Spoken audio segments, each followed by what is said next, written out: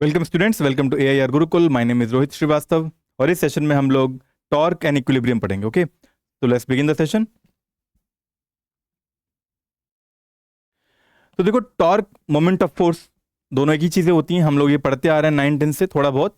अब इसको डिटेल में पढ़ेंगे एक बार कि देखो, टॉर्क जो होता है वो आर क्रॉस एफ होता है। क्रॉस प्रोडक्ट लेते हैं हम लोग आर वेक्टर का और एफ वेक्टर का, फोर्स वेक्टर और जो आर हमारा पोजीशन वेक्टर, इन दोनों का क्रॉस प्रोडक्ट लेते हैं तो हमें क्या मिलता है? टॉर्क मिलता है। टॉर्क भी अगेन कैसी क्वांटिटी होगी? वेक्टर क्वांटिटी ही होगी। ठीक है, तो अगेन यहां पर एक चीज समझना जरूरी है कि टॉर्क वेक्टर क्वांटिटी है, पोजीशन भी वेक्टर है और एफ तो वेक्टर होता है ये फोर्स। ठीक है, तो इसको और डिटेल में समझते हैं। फॉर एग्जाम्पल आर को मैंने लिया आई प्लस 2J प्लस 3K, ये पोजीशन वेक्टर है हमारा। ठीक है, और जो फोर्स है वो ले सपोज वो वेक्टर दिया हुआ है 2I प्लस 7J न्यूटन। ठीक है, अब हमें टॉर्क निकालना है तो कैसे निकालेंगे? आर क्रॉस एफ से निकालेंगे। क्रॉस प्रोडक्ट करना हम जानते हैं, यानी कि I plus 2J plus 3K cross 2I plus 7J, right. अब क्रॉस प्रोडक्ट करना हो दो वेक्टर्स में तो कैसे करना होता है? डिटर्मिनेंट की हेल्प से। डिटर्मिनेंट लेना भी हमने सीखा हुआ है मैथ्स में। आई जे के लिख देते हैं पहले। ठीक है, यहां पर देखो, ये जो आई का कंपोनेंट है आर का, उसका कोफिशिएंट लिखेंगे पहले 1। इसका आई का कोफिशिएंट क्या है? 2 है। ठीक है, जे का कंपोनेंट क्या है? यहाँ पे 2 है और यहां पर 7 है। यहां पर के का कंपोनेंट क्या है? 3 है और इसका के कंपोनेंट 0 है। तो क्या करते हैं हम लोग? आई को पहले लिखते हैं, फिर इन दोनों का क्रॉस प्रोडक्ट करते हैं।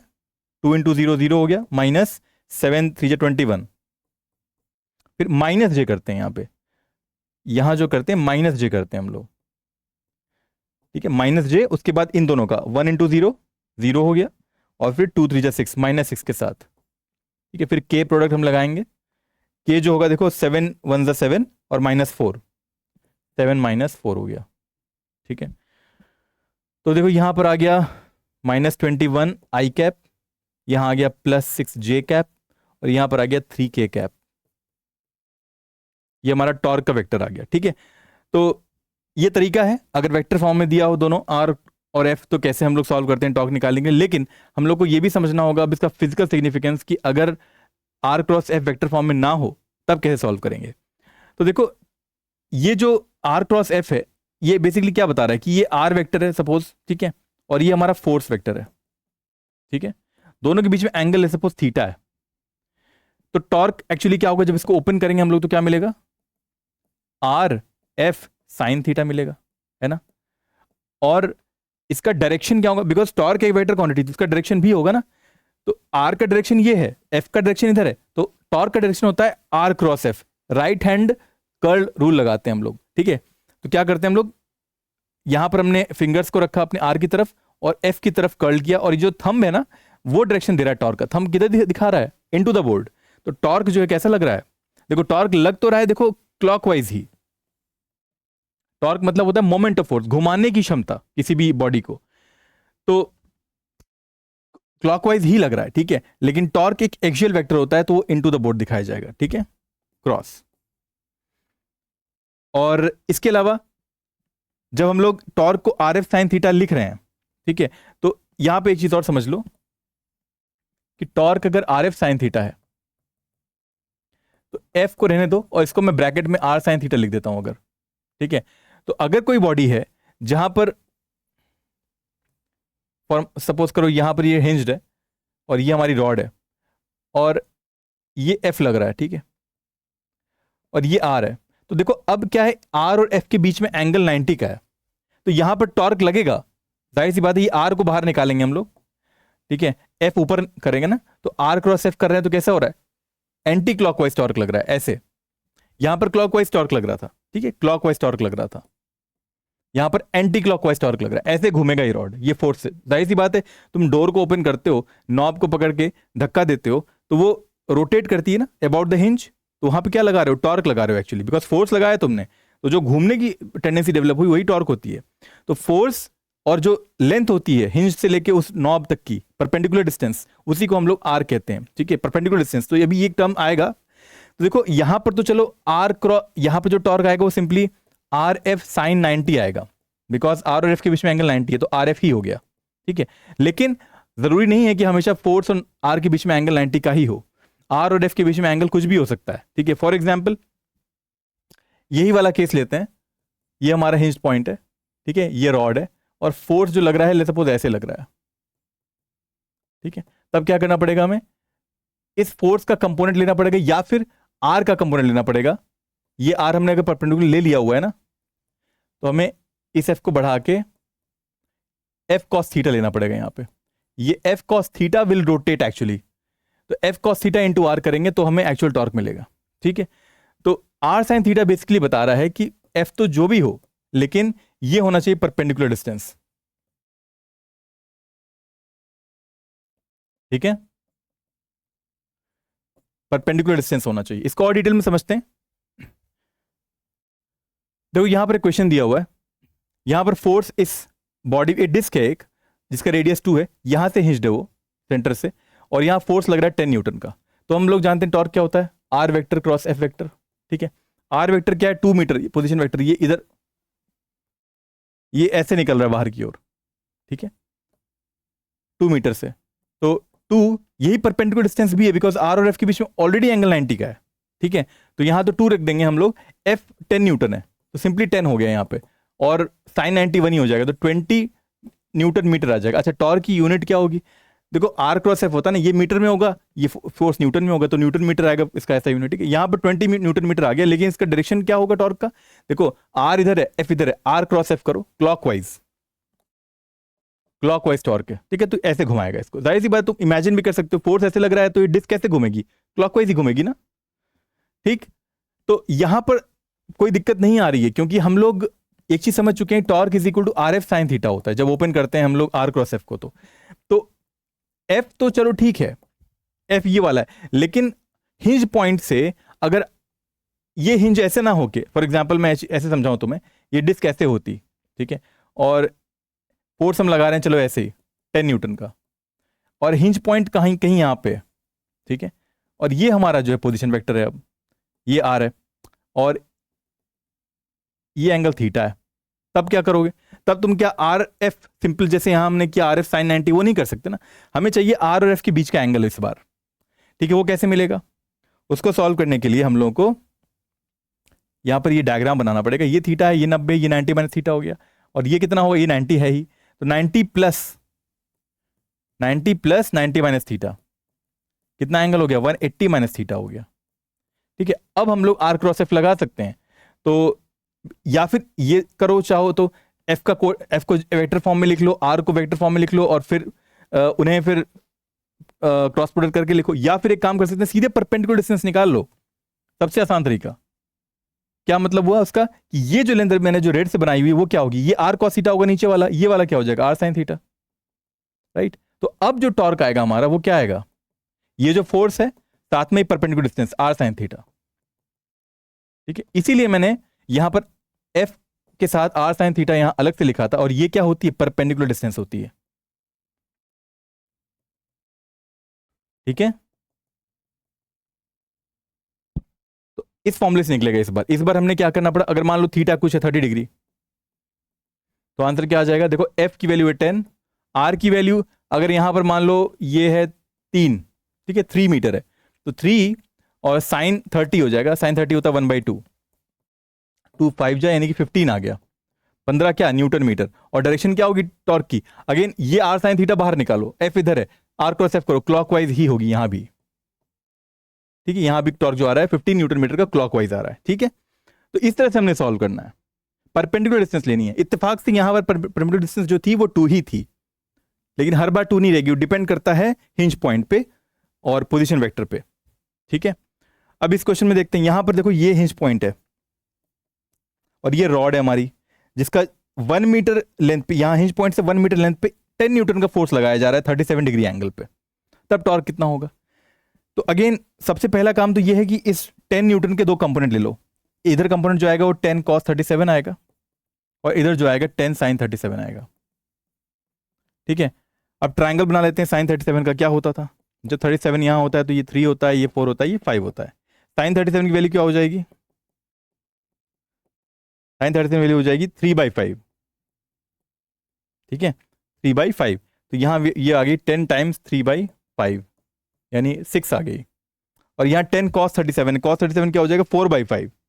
तो 10 इंटू 4/5 यानी कि 5 to 4 to the 8 हो गया, ठीक है। लेकिन देखो ये जो 8 न्यूटन वाला फोर्स है ना, ये जो हिंज पॉइंट के अलाइनमेंट में ही लग रहा है, ये टॉर्क नहीं प्रोड्यूस कर सकता, क्योंकि आर वेक्टर जो है, ये पोजीशन वेक्टर और फोर्स वेक्टर दोनों के बीच में एंगल 0 का हो गया। तो R cross F means R F sine 0, वो तो 0 ही दे देगा ना। दैट मींस ये हॉरिजॉन्टल वाला फोर्स टॉर्क प्रोड्यूस नहीं कर सकता, ये वाला टॉर्क प्रोड्यूस करेगा, 6 न्यूटन वाला फोर्स, ठीक है। 6 न्यूटन वाला फोर्स टॉर्क प्रोड्यूस करेगा। और यहां पर अब चिंता करने की कोई जरूरत नहीं है, बिकॉज फोर्स जो मिला है और जो डिस्टेंस मिली है वो दोनों परपेंडिकुलर ही हैं। तो सिंपली यहां पर हमें कुछ नहीं करना है, 6 न्यूटन को इस 1 से मल्टीप्लाई कर देना है, तो 6 इंटू 1 ही आंसर आ जाएगा, सिंपल 6 न्यूटन मीटर, ठीक है। 6 न्यूटन मीटर हमारा टॉर्क लगेगा। लेकिन डायरेक्शन क्या होगी? आर वेक्टर बाहर निकालो, एफ ऊपर करो, तो आर क्रॉस एफ, ठीक है, एंटी क्लॉकवाइज, एंटी क्लॉकवाइज हमारा टॉर्क लग रहा है 6 न्यूटन मीटर का, ठीक है। आगे बढ़ते हैं, इस क्वेश्चन में देखते हैं। यहां पर हमारा पेंडुलम दिया हुआ है, 1 kg का बॉब है जो कि 1 मीटर स्ट्रिंग से लेंथ से लटका हुआ है, और उसको क्या किया हमने, यहां से पुश किया और ये घूम के रोटेट करके 30 डिग्री का एंगल कवर करता हुआ यहां पे पहुंच गया, ठीक है। तो पूछा गया find the torque of all the forces on 1 kg। तो जब ये यहां पे पहुंच गया है तो इस पे टॉर्क लगेगा कि नहीं लगेगा, पहले वो देखते हैं। पहले उसके लिए फोर्स देखते हैं कौन सा लग रहा है। तो इस पे एक mg फोर्स लग रहा है नीचे की ओर, राइट। और देखो ये 1 मीटर, ये हिंज पॉइंट है हमारा, इसी के अबाउट रोटेट कर सकता है अगर करेगा तो हमें क्या चाहिए? देखो ये आर हम बाहर निकालें, अगर ये 1 मीटर का लेंथ है ना, ये पोजीशन वेक्टर हो गया आर, इनके बीच में एंगल जो है वो क्या होगा? ये 30 होगा, ये 30 है तो ये भी 30 होगा। अब ये जो आर वेक्टर है और ये एम जी, इन दोनों के बीच में एंगल 90 नहीं है, ठीक है। तो फोर्स तो हमें मिल गया है, लेकिन हमें परपेंडिकुलर डिस्टेंस चाहिए, तो क्या करना पड़ेगा? आर cos 30 करेंगे तो इसी के अलाइनमेंट में आ गया, वो टॉर्क प्रोड्यूस कर नहीं सकता। हाँ, आर साइन 30 करेंगे, ये वाला कंपोनेंट। तो अब देखो ये आर साइन 30 और ये एम जी टॉर्क प्रोड्यूस कर रहा है, बिकॉज दोनों परपेंडिकुलर हो गए। तो टॉर्क क्या हो जाएगा यहाँ पे? आर साइन 30, आर साइन 30, ठीक है, और इंटू में एम जी। अब यहां पर कोई और काम करने की जरूरत नहीं है, बिकॉज एंगल 90 है, तो साइन 90 जो आएगा फर्दर वो 0 आई मीन 1 ही हो जाएगा, ठीक है। अब आर की वैल्यू दी हुई है 1 मीटर, साइन 30 1/2 होता है। एम जी देखो, एम की वैल्यू भी 1 ही है, जी की वैल्यू 10 हो गई, तो ये आ गया 5 न्यूटन मीटर, ठीक है। इतना टॉर्क लगेगा इस 1 kg पे। और किधर लगेगा? आर साइन थीटा इधर, एम जी इधर, आर क्रॉस एफ किया हमने क्लॉकवाइज, ऐसे लगेगा। और इसी कारण से ये 1 kg वाला देखो ऐसे घूमेगा ना, ऐसे घूम के वापस अपने मीन पोजीशन पे आना चाहेगा, तो क्लॉकवाइज टॉर्क लग रहा है, ठीक है। कितने का? 5 न्यूटन मीटर का, ठीक। और कोई फोर्स लग रहा है क्या? यस, एक फोर्स और लग रहा है यहां, ध्यान से देखो, टेंशन लग रहा है स्ट्रिंग में। लेकिन क्या ये टेंशन टॉर्क प्रोड्यूस करेगा? टेंशन तो इस डायरेक्शन में लग रहा है, और जो आर है देखो, आर वेक्टर वो भी इसी डायरेक्शन में ही है, दोनों के बीच में एंगल 0 का है। तो जब हम लोग टॉर्क आई मीन टेंशन का निकालेंगे, तो टेंशन इंटू आर साइन 0 करेंगे तो वो 0 ही आ जाएगा, तो torque through tension will be 0। ये जो टॉर्क आया हमारा किसकी वजह से आया? mg फोर्स, ग्रेविटेशनल फोर्स की वजह से आया। और टॉर्क थ्रू टेंशन जो आएगा वो 0 हो जाएगा। तो हेंस नेट टॉर्क जो लग रहा है वो mg की वजह से ही लग रहा है क्लॉकवाइज, और जिसकी वैल्यू 5 न्यूटन मीटर है, ठीक है। कब? जब ये यहां पर है 30 डिग्री एंगल पे, एंगल चेंज कर दोगे तब टॉर्क भी बदल जाएगा, बिकॉज यहां पर एंगल मैटर कर रहा है, ठीक है। इस क्वेश्चन में देखते हैं, यहां पर एक अगेन डिस्क दी हुई है 2 मीटर रेडियस की, यहां से हिंज्ड है, वो यहां से हिंज्ड है, और दो फोर्सेस लग रहे हैं। इस एंड में टेंजेंशियल फोर्स लग रहा है 20 न्यूटन का, और इस एंड में टेंजेंशियल फोर्स लग रहा है 10 न्यूटन का। तो टॉर्क नेट क्या होगा? देखो यहां पर दो टॉर्क लगेंगे, एक टॉर्क तो ये 20 न्यूटन की वजह से, देखो ये आर बाहर निकाल दो, ठीक है, और इनके बीच में एंगल हो गया 90 का, तो आर क्रॉस एफ कर रहे हैं, तो ये वाला जो फोर्स है वो क्लॉकवाइज टॉर्क प्रोड्यूस कर रहा है। क्लॉकवाइज क्यों? देखो आर क्रॉस एफ कर रहे हैं, ऐसे जा रहा है ना, और ये वाला जो फोर्स है इसका हमने आर बाहर निकाला, तो आर बाहर है, आर क्रॉस एफ किया हमने, ये देखो एंटी क्लॉकवाइज टॉर्क प्रोड्यूस कर रहा है। तो दोनों टॉर्क अपोजिट डायरेक्शन में है, तो दोनों क्या होंगे? मान लो इसका टॉर्क T1 है, इसका टाउ 2 है, टाउ 2 टाउ 1, दोनों माइनस हो जाएंगे, तो tau net will be equal to tau 1 minus tau 2, ठीक है। टाउ 1 की वैल्यू क्या होगी? टॉर्क 1 की वैल्यू होगी 20 इंटू ये 2, और साइन 90 होगा तो 1 ही हो जाएगा वो, तो 2 इंटू 20 हो गई, माइनस टॉर्क 2 क्या होगा? माइनस इसलिए कर रहे हैं बिकॉज दोनों का डायरेक्शन अपोजिट में है। इसका फोर्स है 10 न्यूटन का और इसकी डायरेक्शन, इसके भी जो रेडियस है वो 2 ही है, ठीक है। तो एफ जो यहाँ पर टॉर्क लगेगा वो 2 × 10 लगेगा, तो आ गया 40 - 20 यानी कि 20 न्यूटन मीटर। 40 - 20 हो गया 20 न्यूटन मीटर। ये टॉर्क नेट आ गया हमारा। लेकिन किस डायरेक्शन में आ रहा है फाइनल टॉर्क, कौन ज्यादा है? 40 न्यूटन वाले से आ रहा है ना ज्यादा, वही डोमिनेट कर रहा है। तो 40 वाला किसके वजह से? 20 × 2 की वजह से। तो क्लॉकवाइज होगा नेट टॉर्क। नेट टॉर्क जो 20 न्यूटन आ रहा है will be clockwise, because clockwise वाला ही डोमिनेट कर रहा है ना। तो ओवरऑल ही घूमेगा राइट, आई मीन क्लॉकवाइज ही, लेकिन 20 न्यूटन मीटर से, ठीक है, इतने टॉर्क से। इस क्वेश्चन में देखते हैं, एक फोर्स दिया हुआ है 2i + 3j - k is acting at A point. देखो एक ओरिजिन पॉइंट है हमारा और एक फोर्स एक्ट कर रहा है जिसकी वैल्यू दी हुई है 2i + 3j - k vector form में। और जो पॉइंट है जहां पर ये एक्ट कर रहा है वो है 1, 2, 2 3 डायमेंशन में। तो तीनों x, y, z तीनों हैं एक्स पॉइंट्स इसमें। तो ये हमारा पोजीशन वेक्टर हो गया, ये अगर ओरिजिन है तो, ठीक है, इसको ओरिजिन मान लो। तो यहाँ ओरिजिन से ये एंड ये जो है वेक्टर पोजीशन वेक्टर हो गया हमारा, ठीक है। और ये f का वेक्टर हो गया। The moment of force about the point 0, 1, 3 क्या होगा, ठीक है। अच्छा, तो ये जो पॉइंट है हमारा, इसका कोऑर्डिनेट दिया हुआ है 0, 1, 3। तो अब पोजीशन वेक्टर निकल सकता है हमारा। कैसे निकलेगा पोजीशन वेक्टर एक्चुअली में? दिस माइनस दिस, 1 - 0 यानी क्या आ गया 1i, 2 - 1 1j कैप, फिर 2 - 3 - k कैप, ठीक है। ये पोजीशन वेक्टर आ गया। साथ में फोर्स वेक्टर भी है हमारे पास। तो हम लोग टॉर्क कैसे निकालते हैं? r × f से निकालते हैं। ये हो गया हमारा i cap + j cap - k cap, और फोर्स वेक्टर है 2i + 3j - k कैप। अब यहां पर अगेन हमें डिटरमिनेंट का यूज करना पड़ेगा। तो यहां i, j, k लिख दो। i का कोऑर्डिनेट जो है पहले वाले का 1 है, फिर 1 है, सॉरी हम लोग कैसे लिखते हैं? इसका 1 है ना, इसका 2 है, तो पहले इसका लिख दो यहां पे 2। फिर j में आ जाओ, इसका 1 है, इसका 3 है, ठीक है। k में आ जाओ, इसका -1 है, इसका भी -1 है, ठीक है। अब स्टार्ट करते हैं सॉल्व करना। कैसे सॉल्व करेंगे इसे? तो देखो यहां पर i का हमने पहले लिखा, फिर इन दोनों को क्रॉस मल्टीप्लाई किया, -1 आ गया, और फिर माइनस ये हो जाएगा +3 -j, और ये -1 हो गए, और यहां हो गया +2, और k वेक्टर जो है साथ में इधर आएगा 3 - 2।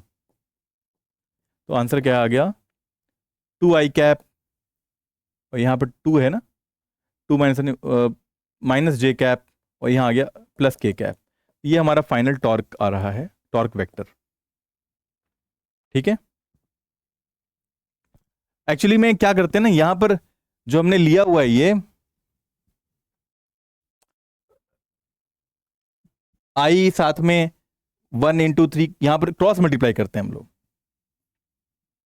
फिर j लिखते हैं, j के साथ माइनस लगाते हैं, ठीक है। तो अगेन इन दोनों को हमने क्रॉस मल्टीप्लाई करना होता है, और k के साथ फिर इन दोनों को करना होता है, ये और ये, ठीक है। तो इस तरह हमारा ये वेक्टर, और टॉर्क भी वेक्टर होता है, इसलिए वेक्टर फॉर्म में ही आया हुआ है, ठीक है। तो इस तरह ये सेशन कंप्लीट होता है स्टूडेंट्स। तो अगले सेशन में फिर मिलेंगे एक नए टॉपिक के साथ। Until then keep learning and keep having fun with physics. Thank you very much.